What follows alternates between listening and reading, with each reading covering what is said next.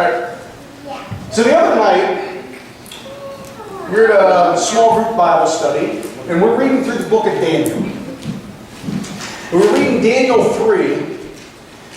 And Daniel 3 is about Hananiah, Mishael, and Azariah. We all know them better as Meshach, Shadrach, and Abednego. The story goes, Nebuchadnezzar built this great statue. This huge statue. It stood 90 feet tall and 9 foot wide. That's very tall, very narrow. It doesn't have a very strong base. It was one of the conversations that we had the other night. It wasn't a strong base under it, but those are the dimensions. 90 feet tall, 9 feet wide. And he called all of his officials, all of his astronomers, all of the people that he put over the provinces, he called them all together to witness this statue, to worship and bow down to this statue that is made out of gold. Okay? And the herald yells out that anyone who does not bow down when they hear the trumpets and the other musical instruments will die in a fiery furnace. The same furnace that built the statue. So the herald yells this out, and they play the musical instruments, and everyone bows down. Sort of. A couple seconds later, King Nebuchadnezzar's astrologers come running up. Oh, mighty king, you are so wonderful and awesome, but there are 3 here that refuse to bow to your statue, that refuse to worship what you have told them. Well, he goes into a fit of rage, and he calls them up. He's like, what do you mean you're not going to bow to my statue? What do you mean you're not going to worship what I told you to worship? And as he's standing there, he says, I'm going to take it that you didn't hear right the first time. So I'm going to give you a second chance. We're going to play the instruments again, and you're going to bow, and you're going to worship the statue that I've created, that I've had built. Shadrach, Meshach, and Abednego, they reply, oh, Nebuchadnezzar, we do not need to defend ourselves before you. If we are thrown into the blazing furnace, the God whom we serve is able to save us. He will rescue us from your power, your majesty. But even if he doesn't, we want to make it clear to you, your majesty, that we will never serve your gods or worship the gold statue you have set up. How many of us, how many of you could stand in front of a guy that holds your entire life in his hand and say, I'm going to burn you to a crisp, a painful, punishing death if you don't do what I tell you to do? Now, we think about a fiery furnace. Okay, he's going to throw us in and burn us alive. That's a beautiful painting picture, right? Let's actually think about that. He also goes and tells them to heat the furnace 7 times what it normally runs. Not only is it hot, not only is it going to burn you, not only are you going to die a fiery death, but let's put this into perspective. When you are thrown into fire, most likely you're not going to die from the burns. It's going to be the fear, the anxiety. Your heart is going to explode because your heart is pumping so fast. It's a scary thing. That is what they were looking forward to. And they calmly told the king, no. I've asked the question before many times. If someone came through those doors armed, telling you to denounce your God, to denounce the one that we are here to worship and serve, how would you answer? Most of us say, oh yeah, I would tell them no. But I have a question. When was the last time you stood up and told someone no in public? When we're in these 4 walls, we're strong, we're together. We're able to say, okay, great. I'm a believer, I'm a server, I live to worship God. We walk out in the public, God who? It's easy because you're like-minded people here. Exactly. But Shadrach, Meshach, and Abednego, they were standing in Babylon as Jews in the service of the king of Babylon, and they stood up to him. They were three outcasts with all of his other officials standing there saying, no, we ain't going to do it. They stood on their belief and their faith because they knew God could help them and He would.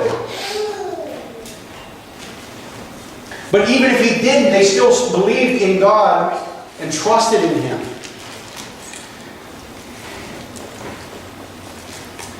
Some of us will stand here and say that, no, I will not denounce God. I don't care if they got a gun to my head. I'm not going to denounce Him. But we don't have the courage to say something to someone out in public.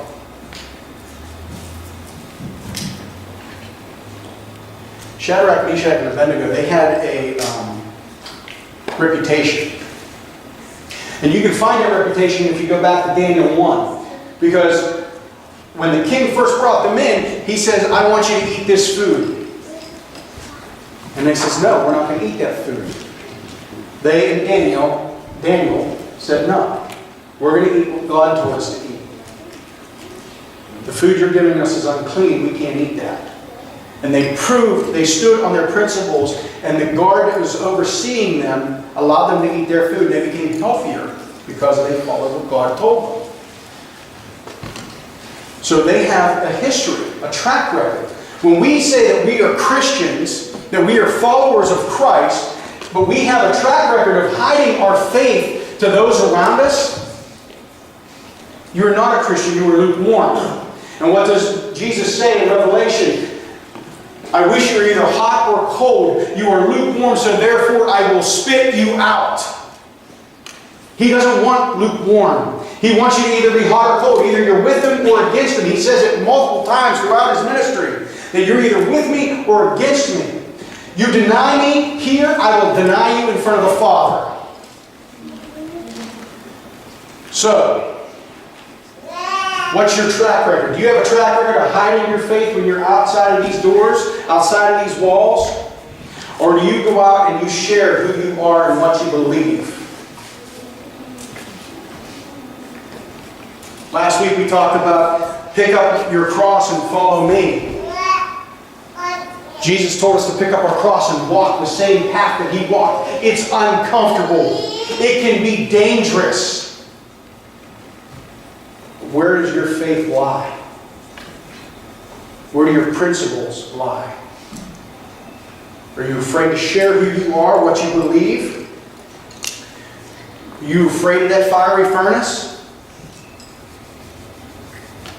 Because these three men stood up to Nebuchadnezzar. Says, no, we ain't going to do it. So what's he do? He got even more angrier. He heated the furnace up 7 times hotter. Then he gets the strongest guys in his group and they tie the 3 up. And it's so hot that when the soldiers are walking them to the furnace, it kills the soldiers. The heat kills them. But after they're tossed in, King Nebuchadnezzar's looking, and he grabs a couple of his officials and he says, hey, didn't we throw 3 men bound into that furnace? Oh yes, King, that's what you did. Well, why is it I see 4 men unbound walking in that furnace? So the king, and everyone's stunned here. We don't know, great king. We don't understand what's going on. So he yells into the fire. He gets as close to the furnace as he can. And yells into the flames, Shadrach, Meshach, and Abednego, please come out here. And when they come out, they're not singed. They're not burnt. Their clothes do not smell of smoke. They are totally unharmed.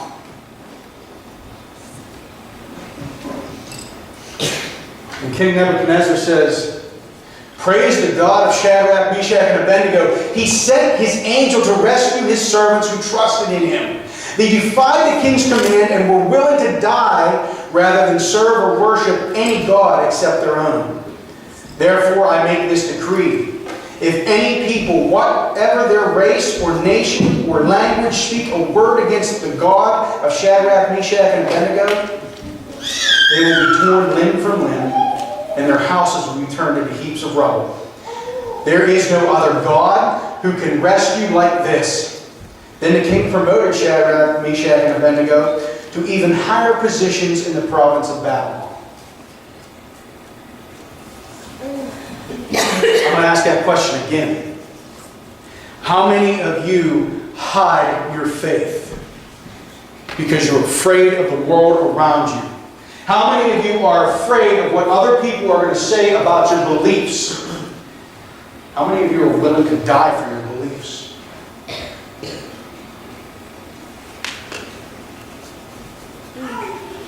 We just sang, I will serve the Lord with all my heart, with all my soul, with all my mind, and all my strength.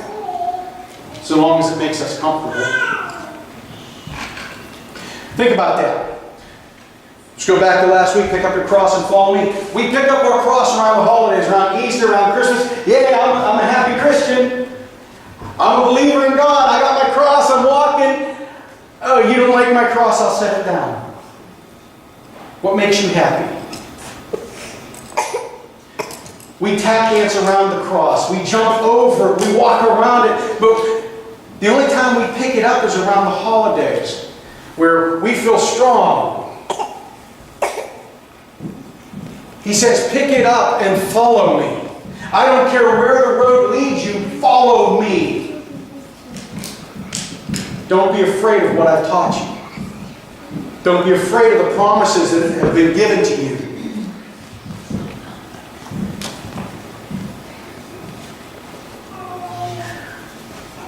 Where's your cross right now?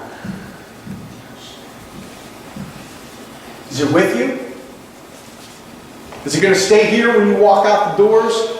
Pick it up next Sunday when you come in? That's not what being a Christian is. That's not what being a follower of Christ is. That cross should be on you at all times. We should be sharing our faith proudly, without hesitation, without fear. We sing the song, Standing on the Promises of God. We'll stand on the promises as long as nobody else condemns us for them. We'll stand strong as long as we're in a group of 40 people, 50 people, 60 people. Get us down to 5 or 6. Maybe we'll stand on those promises. Maybe we'll share our faith. How many of you have friends that are non-Christian? How many of them know that you're a Christian? Do you show it by your actions or just by lip service? How do you live your life? Are you willing to stand up and say, hey, why don't you believe?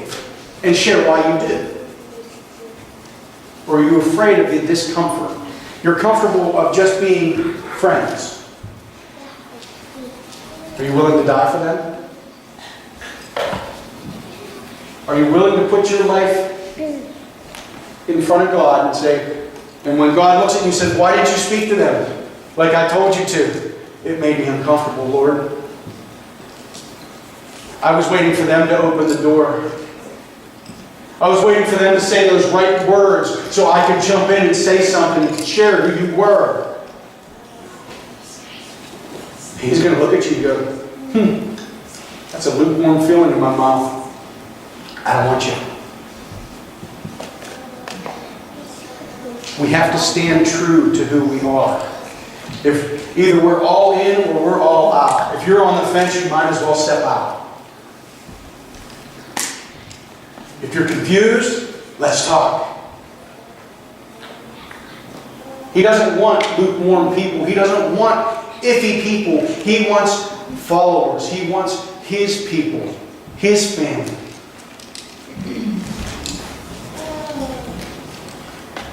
So are you going to stand strong in your faith, or are you going to bow down to the world?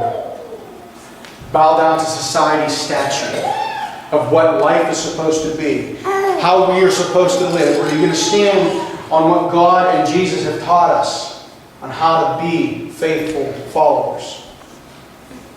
Are you going to speak out? Are you going to speak up? Every day we run into a non-Christian. Every day we run into a non-believer.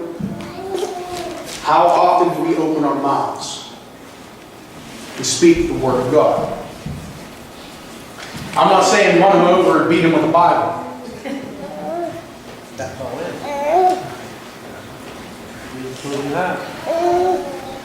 Yeah, but osmosis doesn't work. I wish it did at times. But you can share God's love. You can share His words without beating someone down. You can have a normal, if you can have a normal conversation with a non-believer friend, you can have a normal conversation and interject the Word of God. And introduce that. Not to start a fight, not to start an argument, just to share the love. To share the peace and the joy. I can't count the opportunities I've missed because of that uncomfortable feeling of how do I start the conversation? We all have it. Can I share what I say? I'm not a preacher. I'm not a preacher, but this is how I feel about my God, which is your God if you want him to be. People at the mill like look like strangers sometimes. Because I don't care, really. I don't care what they look at me like. Yeah, I'm probably a lonely burger sometimes. Doesn't matter. That's all. I'm done. What you were just talking about a little bit ago, being willing to die for your faith. A good example for that would be Columbine shooting. Because they were asking the students before they shot them whether they believed in God or not, and they said yes, they killed them. And those people knew they were going to be shot, but they still chose to live. Absolutely. And that was actually one of the comments that was brought up during our study the other night is the Columbine shooting, because yes, the two that went in and started shooting up the school, they questioned everyone. Do you believe in God? Yes, I do. If I pull this trigger, do you still believe? Yes, I will. They actually did a movie on one of the girls that stood up. It's an awesome movie. If you have not seen it, I recommend it. And I will recommend having some tissues. It's hard to watch, especially when you have kids who are in high school. But the point is, she stood on her faith, they stood on their faith. They trusted in God. In the case of Shadrach, Meshach, and Abednego, He delivered them. And not only that, King Nebuchadnezzar put a decree that no one is to talk bad about God, because they will be torn limb from limb. He said any God that is able to do that is a God worthy of worship, worthy of praise. A king that was going to kill 3 people because they wouldn't bow to a statue. Said he would kill anyone that talked bad against God. Think about that. When you stand up to someone, when you speak the truth of God, the love of Christ, what lives might be changed? I won't lie, some relationships will be distorted, maybe broken, but what lives will be changed down the road from that? Are you ready to stand up and serve your God? Or do you want to continue to bow down to the idols of the world? It's something you need to ask yourself. Because every day could be our last. And if we're not willing to stand on His truth, we choose to stand in His judgment. Question is, are you ready? Where do you stand? Let's pray.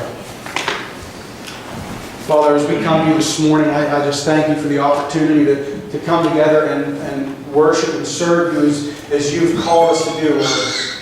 And I thank you for giving us examples in Shadrach, Meshach, and Abednego of three men that are willing to stand for you against all odds, against the punishment of death, Lord. They stood for you. So, Lord, I ask you to give us that same strength, that same confidence in our beliefs, in our life, that we can stand up and serve you in the same capacity, Lord. I just ask that you continue to pour into us, continue to show us the way, continue to lift us up.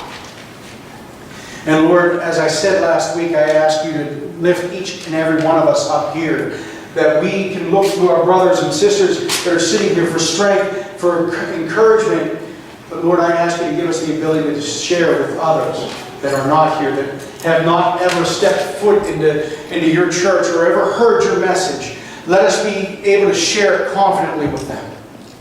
So Father, I lift this up in the name of Christ. Amen. Amen.